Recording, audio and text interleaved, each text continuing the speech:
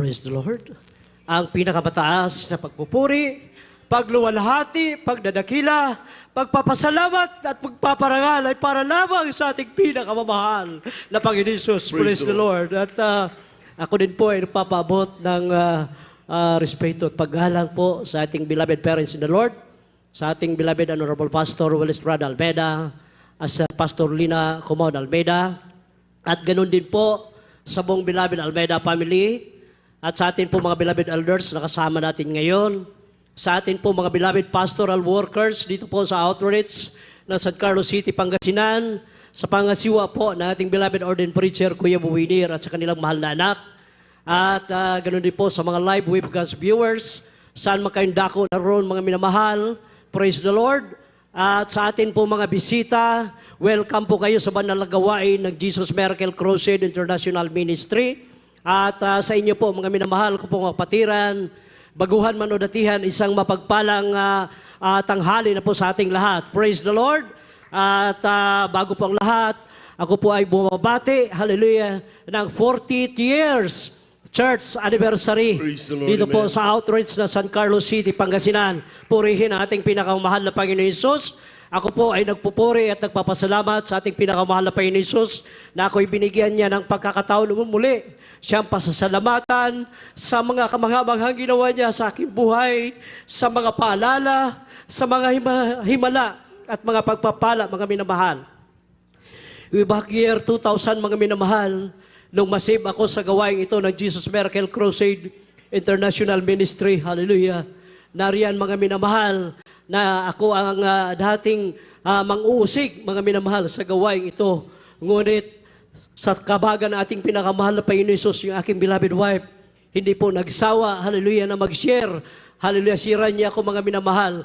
Dahil ang sagot ko sa kanya, pari-parihas lang yan dahil nung nag-aral ako sa dako ng Davao City, yung may-ari po ng school na pinapasukan doon ay isang Trinitarian, kaya mayroon ding fellowship doon, mga minamahal. Sabi ko, pare-pareho lang yan. Ngunit sabi niya, subukan mong dumalo sa gawain ng Jesus Miracle Crusade International Ministry. Pinaunlakan ko, mga minamahal, hallelujah, tinanggap ko ang bautismo sa tubig sa pangalan ng ating pinakamahal na Panginoon Jesus. Hallelujah. At nariyan, bilang baguhan, bilang, hallelujah, mang-uusig, kahit na nagpabautismo na ako, mga minamahal, dumadalaw ako na nagpa-pretend lang ako, mga minamahal, na sumamba, mga minamahal. Ngunit, naiinip ako sa maghapon, mga minamahal, dahil nagliwali po yung aking mga isip, mga minamahal. Nandito yung aking pisikal na pangatawan, ngunit yung aking isip nasa labas. Kaya mahirap po, mga minamahal, yung dadalo tayo sa banal na gawain nating pinakamahal na Panginoon Jesus na physically present, ngunit mentally absent, mga minamahal. Wala akong ibang iniisip noon, hallelujah, sa maghapon, dahil hindi ko pinapakinggan dito ang mga tumatayo, ang bawat ginagawa dito sa ating banal na gawain, hindi, mga minamahal. Ang iniisip ko, gutom, mga minamahal.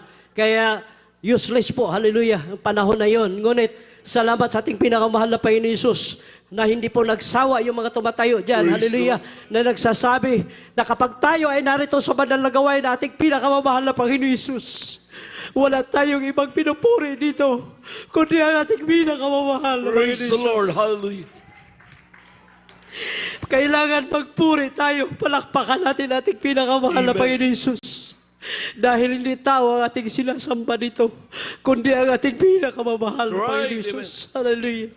Alam niyo po, mga minamahal, kahit na ganun yung aking ginagawa, ngunit napakabuti pa rin ating pinakamahal na Panginoon Jesus. Hindi nagtagal, hallelujah. Kami po ay umuwi doon sa dako ng Mindanao. Kasama ko po aking beloved wife, beloved son, at sa kahabagan na ating pinakamahal na Panginoon Jesus. Hallelujah. Kahit ganito, hallelujah, ang asal lang iyong abang lingkod. Hallelujah. Pinagpala pa rin kami, mga minamahal, ng sarili naming jeep na pampasada. Hallelujah.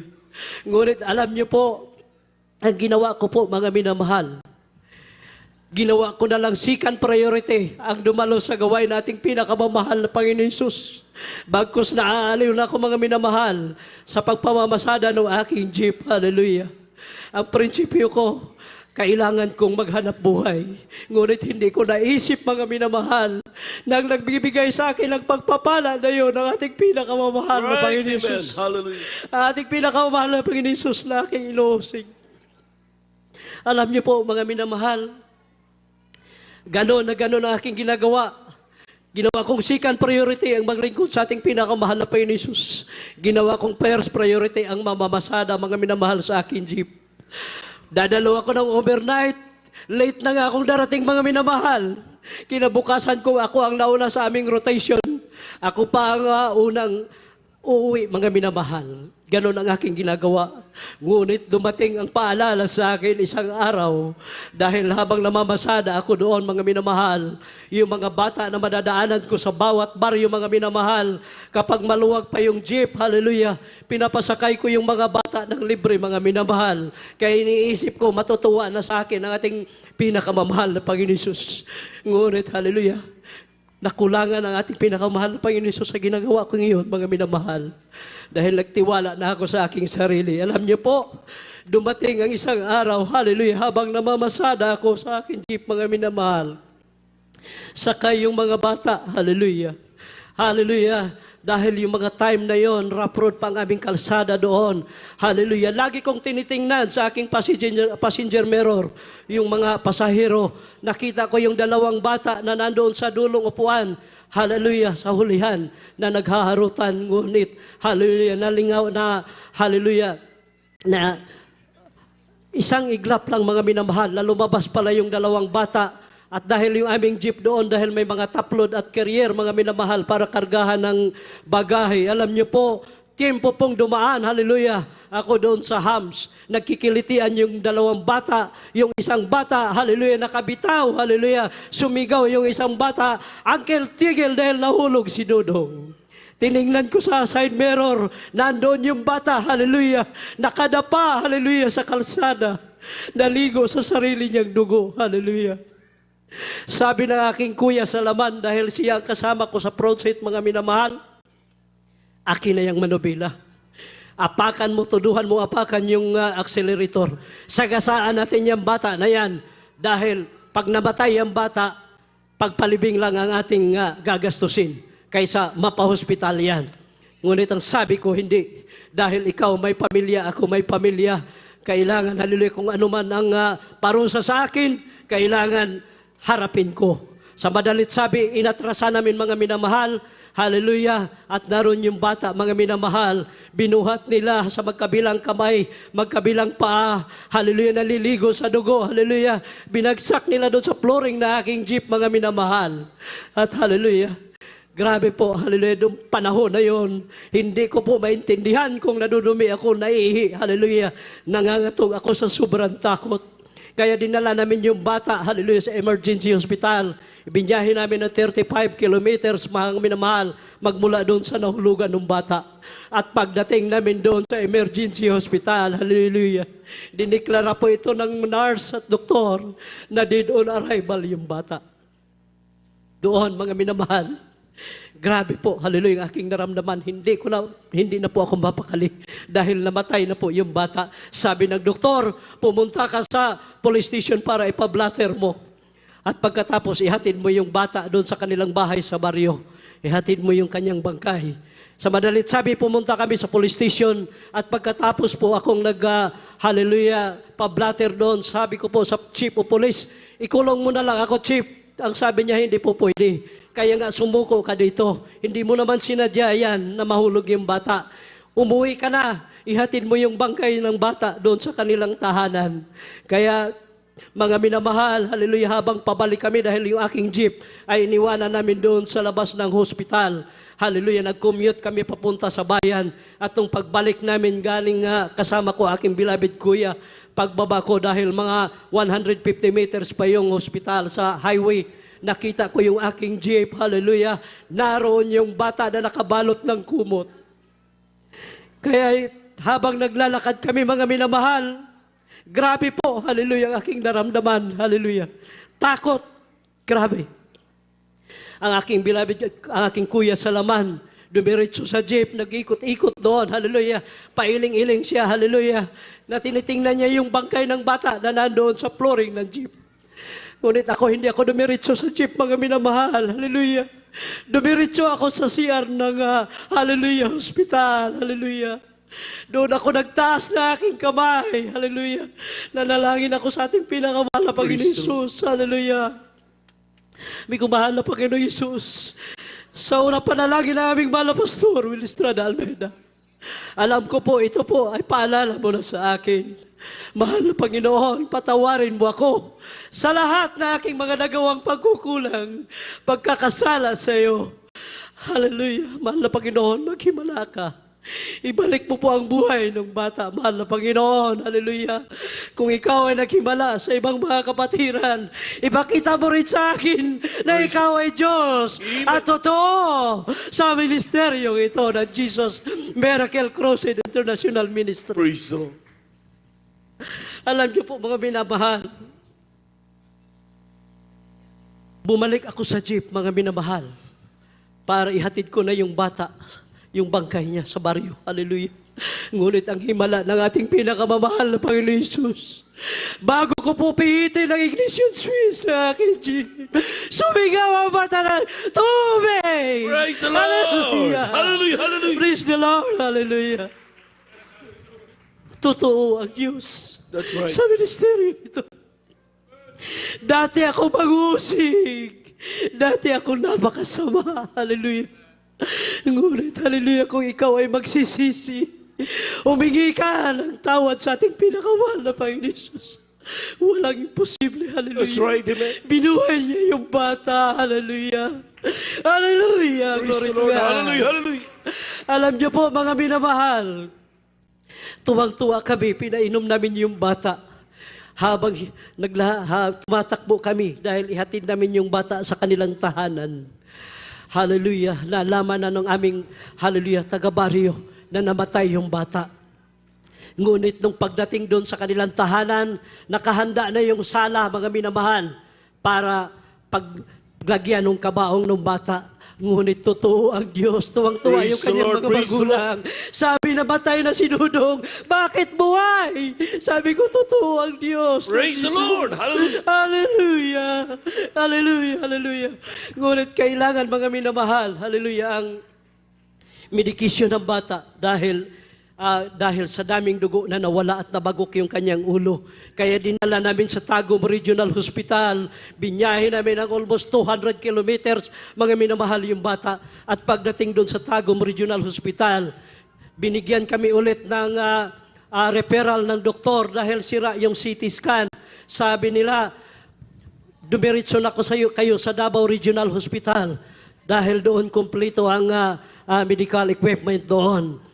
Binyahe namin ulit yung bata ng 65 kilometers, mga minamahal.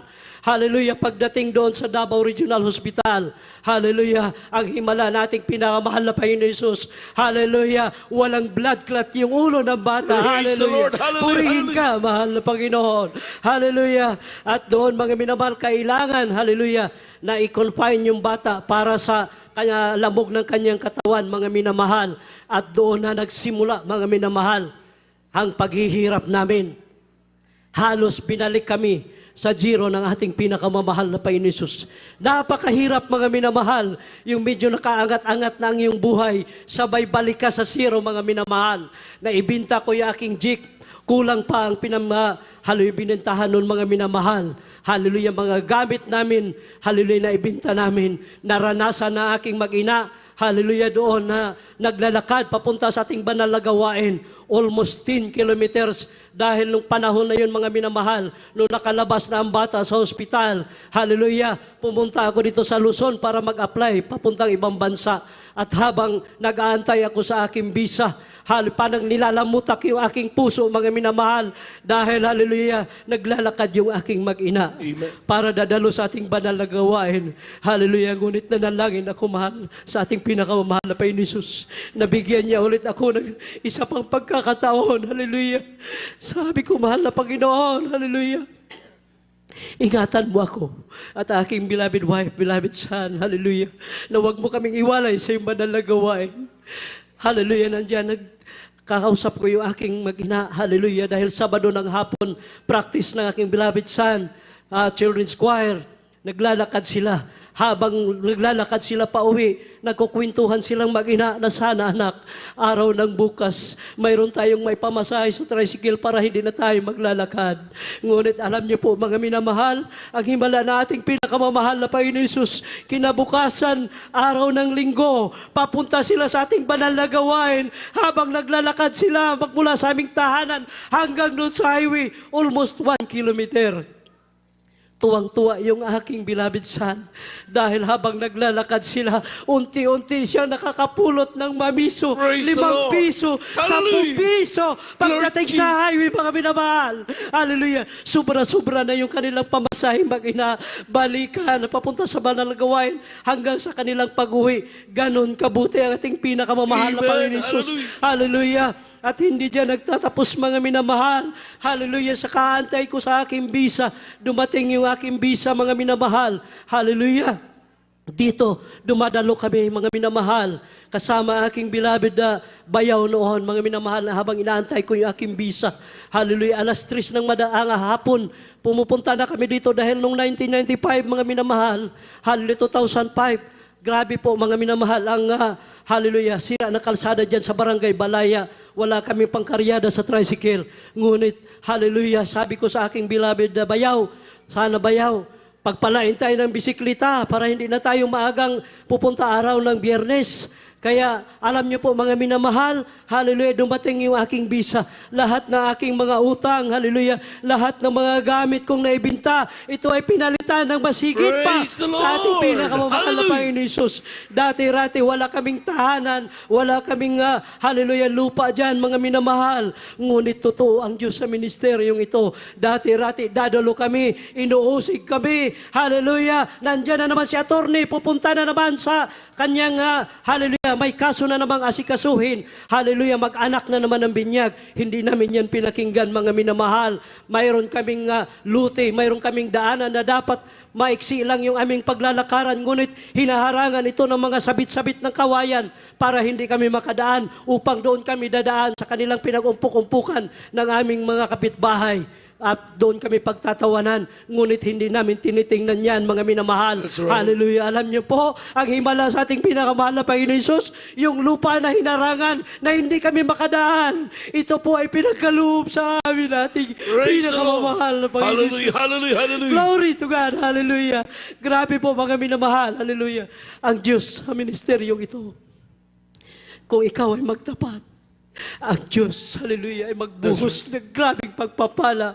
Hallelujah. Hindi na namin hinihiling mga minamahal ang mga pagpapala. Ngunit nariyan, hallelujah, kusang dumarating. Praise Hallelujah. the Lord. Glory to Hallelujah. God. Kaya labis ko pong pinapasalamatan ating pinakamamahal na Panginoon Hesus.